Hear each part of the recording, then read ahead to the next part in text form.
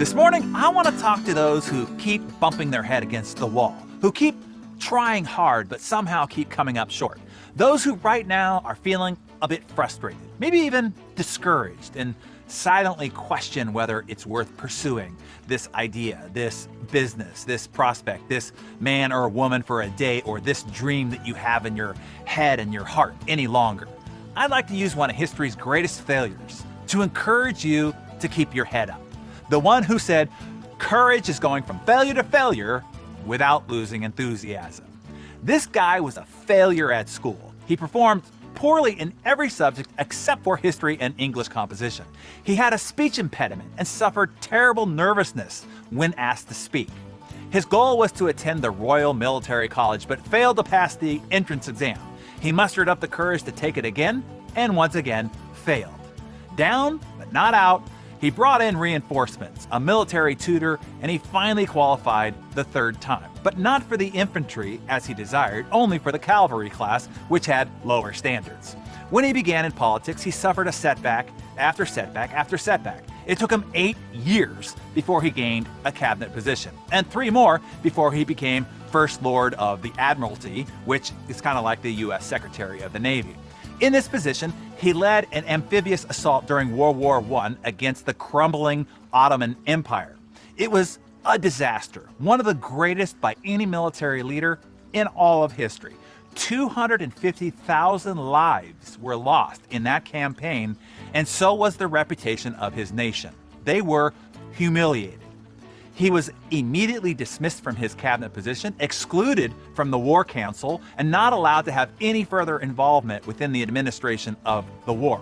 Essentially, it meant that he was politically terminated. By age 30, his career was over.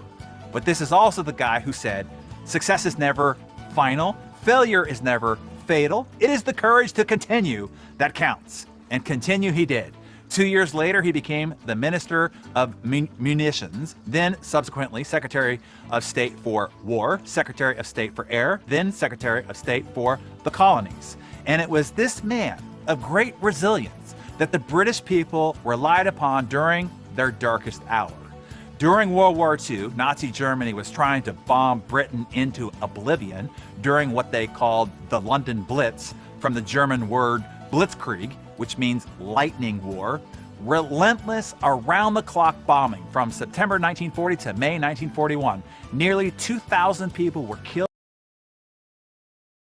or wounded in London's first night of the Blitz. In the first 24 nights, more than 5,300 tons of bombs were dropped on London. 2 million houses were destroyed. 32,000 civilians were killed, and 87,000 were seriously injured.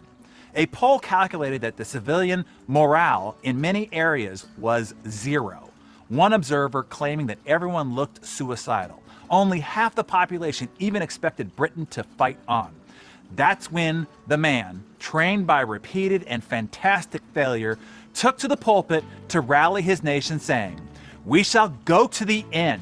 We shall fight on the seas and the oceans. We shall fight on the beaches. We shall fight on the landing grounds. We shall fight in the fields and in the streets. We shall fight in the hills. We shall never surrender." And fight on they did. You know the rest of the story. And of course, you now know that I'm talking about Sir Winston Churchill.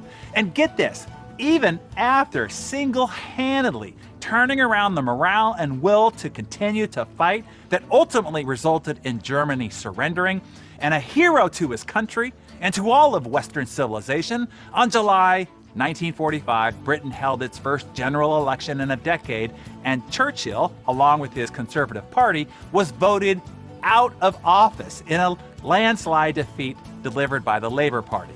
Churchill, defeated, once again, knocked down, but still not out. Churchill then became leader of the opposition and was re-elected prime minister 6 years later in 1951 and held the position until he retired in 1955. At the time of his departure, he was considered to have had the longest political career in modern British politics. The man of immense failure is considered by many to be the greatest leader in all of human history.